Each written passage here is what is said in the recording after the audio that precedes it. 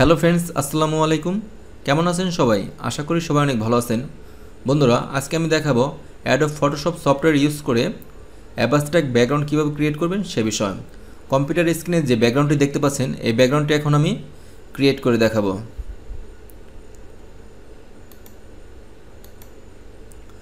কাজটা আমি কীভাবে করেছি প্রথম থেকে দেখাচ্ছি। আমি ফাইলটা ক্লোজ করে দিই। নতুন একটা ডকুমেন্ট ক্রিয়েট করতে হবে। File, new.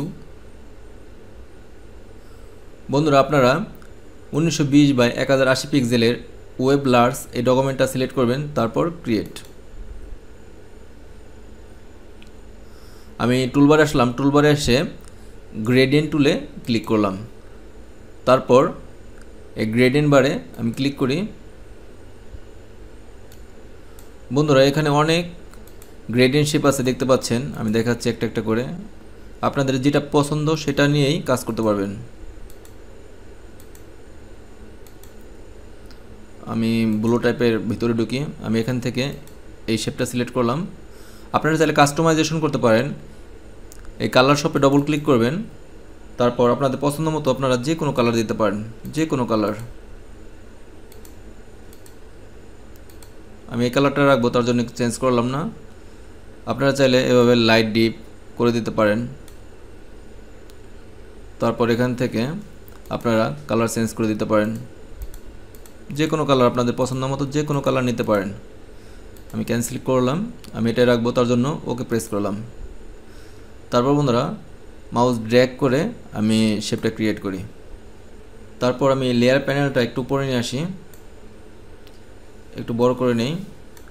নতুন একটা লেয়ার ক্রিয়েট করব, ক্রিয়েটে নিউ লেয়ার। তারপর বন্ধুরা, আমি টুলবার থেকে রেক্টেঙ্গেল মার্কিং টুল সিলেক্ট করলাম, মাউস ড্র্যাগ করে শেপ ক্রিয়েট করি। আমি শিফট চেপে আরও কয়েকটা শেপ নেই।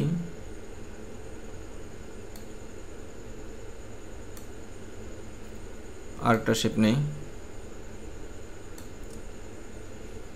তারপর বন্ধুরা, সেট ফরগ্রাউন্ড কালারে আসবেন, এখান থেকে অ্যাশ কালার চুজ করবেন।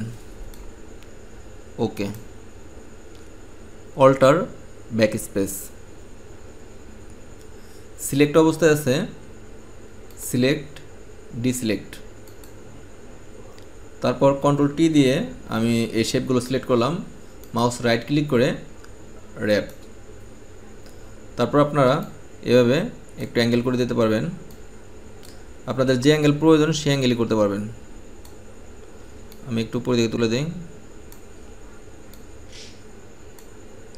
আর একটু রোটেট করে দিই। আপনারা চাইলে এভাবে বড় করতে পারবেন, ছোট করতে পারবেন, আবার মাউস ড্র্যাগ করে এভাবে শেপটা উপরে নিচে করতে পারবেন, সব কিছু করতে পারবেন। আমরা একটু চেক অন করে দিই। তারপর ওকে প্রেস করলাম। তারপর বন্ধুরা, আমি এই লেয়ার টুর কালার মোডটা চেঞ্জ করে দেই। আমি ওভারলে রাখলাম। তারপর আমি ফিল্টারে আসি। ফিল্টার থেকে বন্ধুরা ব্লার, গোসেন ব্লার। আপনারা চাইলে বাড়িয়ে দিতে পারেন, বাড়িয়ে দিলে একবার ফিনিশিং হয়ে যাবে। আমি একটু কমিয়ে দিই। আপনাদের যতটুকু দরকার ততটুকু পার্সেন্টেজ দিবেন। আমি আর একটু দিই।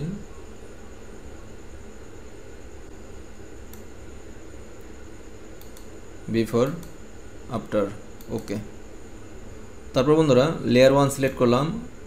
এখন আমি এই ব্যাকগ্রাউন্ডের কালার চাইলে অটোমেটিকলি চেঞ্জ করতে পারবো। তার জন্য image, adjustment, Hugh, saturation.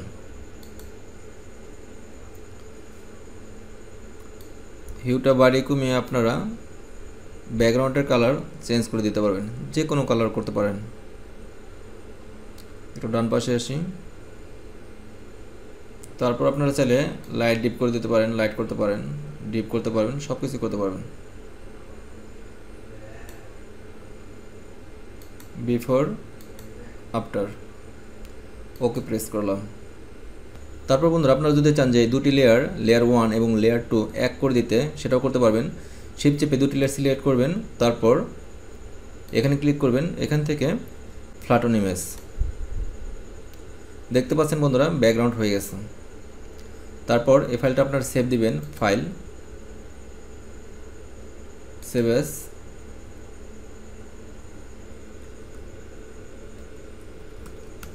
Background 01। আপনারা যে কোনো নামে সেভ দিতে পারেন। আমি জেপিজি মোডে ফাইলটা সেভ দিব, সেভ, ওকে। বন্ধুরা আমার দেখানো সিম্পল স্টেপ ফলো করে আপনারা অ্যাবাস্টেক ব্যাকগ্রাউন্ড ক্রিয়েট করতে পারেন। আমার এই ভিডিওটি ভালো লাগলে ভিডিওতে একটি লাইক দিবেন, আর আপনি যদি আমার চ্যানেলে নতুন হয়ে থাকেন প্লিজ আমার চ্যানেলটি সাবস্ক্রাইব করে পাশে থাকবেন। কথা হবে নেক্সট টিউটোরিয়ালে। আল্লাহ হাফেজ।